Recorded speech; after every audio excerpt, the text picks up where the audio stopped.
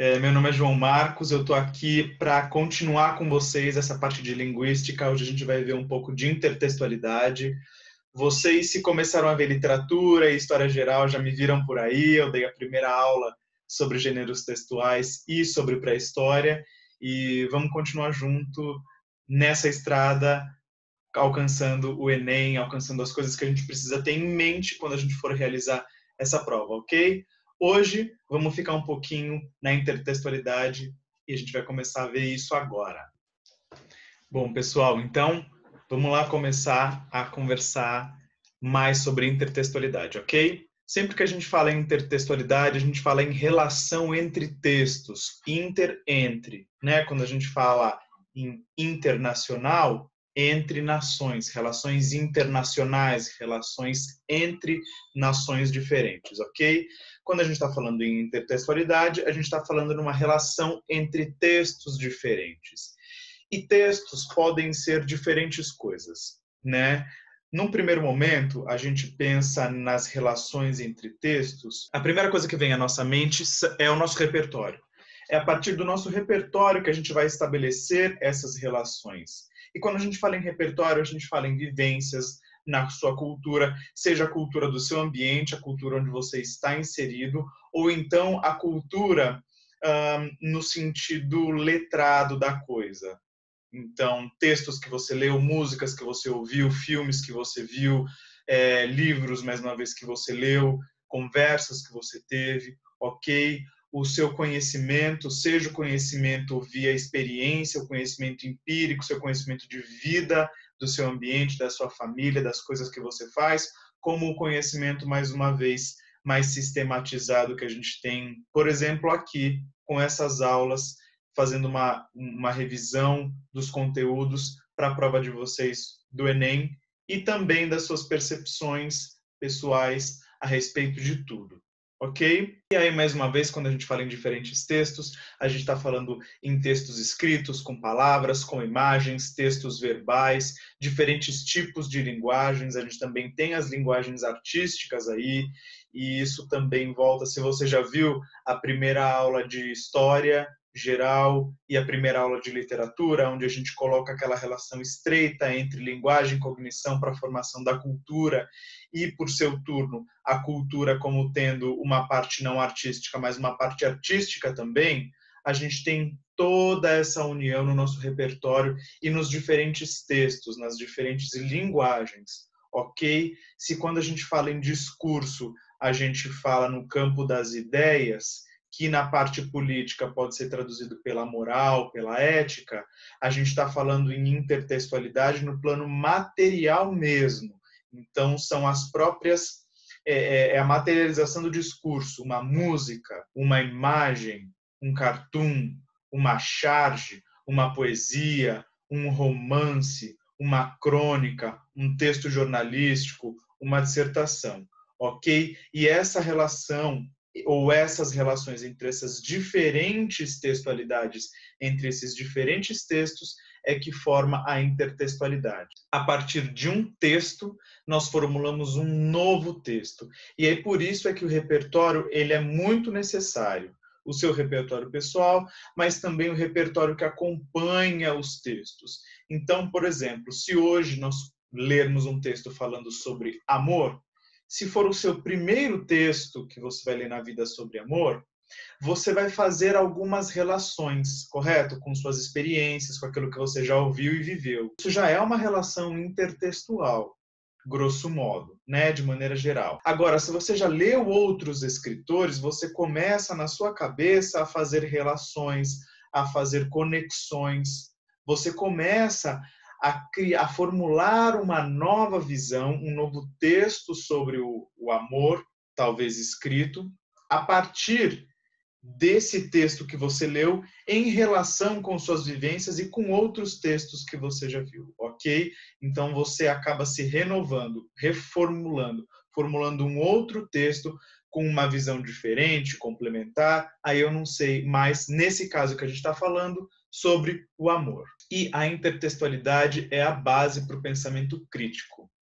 A crítica não é você falar mal, você falar contra. Quando a gente fala em crítica, a crítica ela está sempre pensando em averiguar as bases daquele conhecimento. Então, quando eu tenho mais referências, eu tenho mais pontos de vista, eu consigo ver melhor, correto? Se você só me vê pela tela, você não sabe o que tem aqui comigo, de onde eu estou gravando essa aula. Então, simplesmente pode ter aparecido para você. É por conta do seu conhecimento que você sabe que existe uma tecnologia, que essa tecnologia pode ser usada para diversas maneiras, para diversos fins, e que, nesse meu caso, eu estou usando para conversar com você, para conversar com vocês a respeito de gramática, a respeito de linguística, num campo de discussões a respeito do Enem. Então, você consegue pensar a base de tudo isso que está acontecendo. É uma tecnologia que está sendo usada para um fim específico. É isso que é o pensamento crítico, a gente olhar de maneira mais geral e mais ampla para as raízes daquilo que está sendo construído. Ok? E você ter diferentes pontos de vista e fazer essa relação intertextual é a base para você conseguir ter um pensamento mais amplo e mais aprofundado, que é o pensamento crítico. E, pessoal, falando em intertextualidade, a gente está falando em base para o Enem, ok? A intertextualidade é a base da coletânea das provas do Enem e de todos os outros vestibulares que pedem uma redação. Eles vão te dar uma coletânea, uma imagem, uma poesia, uma estrofe, um verso, a letra de uma música, ok? Um cartoon.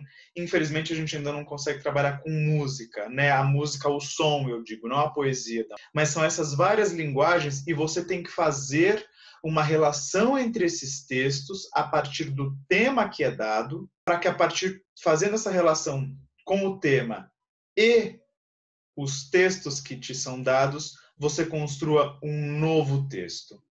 A materialização da intertextualidade é a redação do Enem. Por isso, depois de ver essa aula, vá fazer redação. Corra para as redações. Peça ajuda para os professores, para a monitoria, porque é só lá, a gente vai ver alguns exemplos, mas é na redação que a gente tem a concretização do que é a intertextualidade. Ok, pessoal? Feito esse parêntese super importante, que é o mais importante de tudo, a gente volta a falar especificamente da teoria sobre a intertextualidade.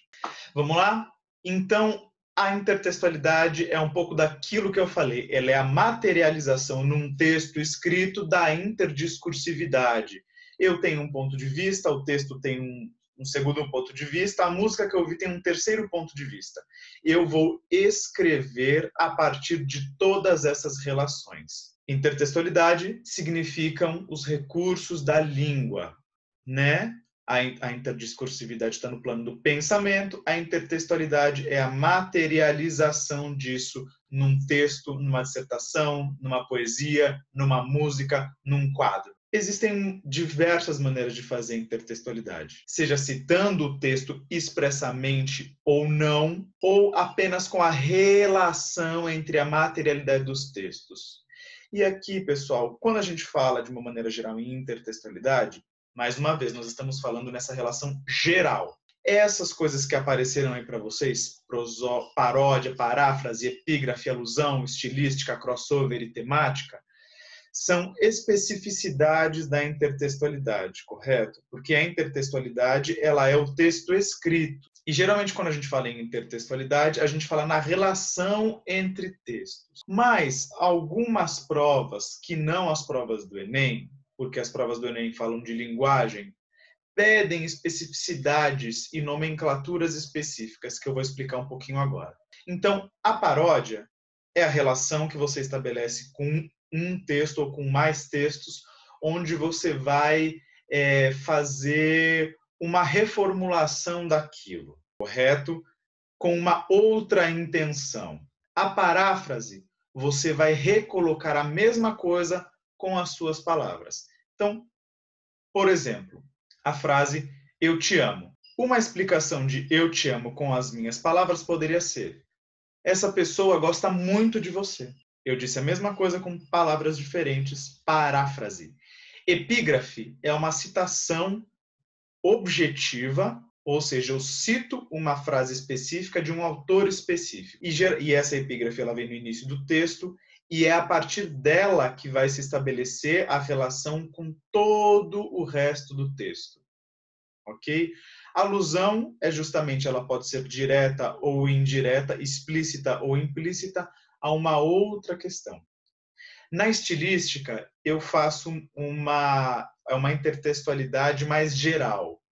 Então, por exemplo, eu tenho o estilo de um autor que eu gosto e eu vou copiar esse estilo. Por exemplo, Machado de Assis não conversa com os leitores. Eu posso fazer um texto em que, em determinado momento, eu converso com os leitores. É uma intertextualidade estilística. O crossover é quando eu faço relações mais entre personagens. Então, voltando ao Machado de Assis, a gente pode pegar a figura do Quincas Borba, que aparece no Memórias Póstumas de Brás Cubas e no próprio livro Quincas Borba, do Machado de Assis. E temática é justamente, eu coloco um tema, que apesar de eu não referenciar autor A, B e C, é o mesmo tema tratado por autores A, B e C. Então, estamos todos juntos no mesmo campo textual. Isso também é intertextualidade. Perfeito? Em resumo, a intertextualidade é pensar a partir do pensamento do outro de maneira explícita, ou seja, citando esse outro, ou de maneira implícita, sem a citação objetiva da frase, do dizer, do autor. Base para o pensamento crítico, pessoal. Se duas coisas forem ficar para você dessa aula. Primeira, a intertextualidade é a base para você fazer uma boa redação. E a segunda é que a intertextualidade é a base para o pensamento crítico. Fechado? Vamos pensar em alguns exemplos agora? Essa foto aqui, dos Simpsons.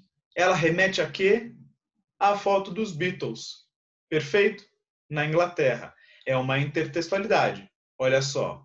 Essa foto aqui, se você já conhece a foto dos Beatles, na hora você vai dar risada, porque você sabe que é uma paráfrase, uma paródia, né, dessa foto aqui.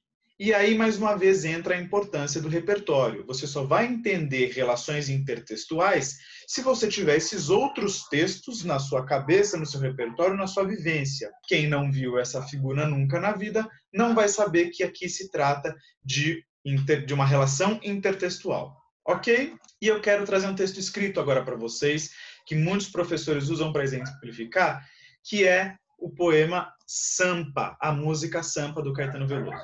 Nessa primeira frase aqui, a gente tem várias relações intertextuais. Vamos lá?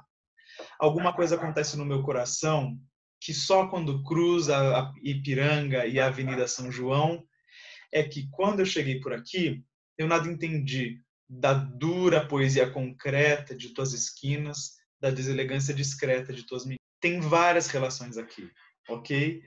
Então, o cruzamento da Avenida Ipiranga com a Avenida São João, ou seja, primeira coisa, estamos falando de quê? De Sampa. Aí a gente já tem uma relação intertextual. Sampa é o nome pequenininho, é o apelido da cidade de São Paulo. Então, só quem vive em São Paulo sabe, ou quem já passou por aqui, ou quem tem familiaridade, é que sabe, Sampa é o apelido de São Paulo. Se você não sabe disso, não faz sentido para você. Sabendo que estamos falando da cidade de São Paulo, todo o resto faz sentido. Acontece alguma coisa quando cruzam a Avenida Ipiranga com a São João, ou seja, o centro da cidade de São Paulo. Correto? Estamos no centro da cidade de São Paulo. Olha, ele chegando de algum lugar, acontece alguma coisa no coração dele, justamente no centro de São Paulo, né? Ele não entendeu nada na terceira linha, é que quando eu cheguei aqui eu nada entendi da dura poesia concreta de tuas esquinas, poesia concreta mesmo, que a gente vai estudar em literatura, o concretismo, mas também a poesia concreta dos prédios, né? São Paulo é uma cidade cinza, cheia de prédios feitos de concreto, e da deselegância discreta de tuas meninas. Aí de várias relações sociais que existem aqui em São Paulo, por ser uma cidade, uma metrópole. Então, nessa estrofe, a gente tem várias relações que se você não conhece São Paulo, se você não conhece o centro de São Paulo, se você não conhece a maneira mais achegada, né, mais próxima de falar de São Paulo, que é Sampa, se você não conhece o movimento concreto da literatura, são várias coisas que você vai pensar, olha que poesia legal, mas quando você tem essas relações, esse repertório, você consegue estabelecer essas relações intertextuais, a poesia fica rica, fica linda e marca o seu coração. Então, pessoal, é isso que é intertextualidade, a relação entre textos. E voltando, é a base para a relação, para a redação que você vai fazer no Enem, e a base para o pensamento crítico. Ok? Espero ter ajudado vocês, espero que vocês sigam para as próximas aulas e nos vemos mais daqui a pouco. Até mais, gente!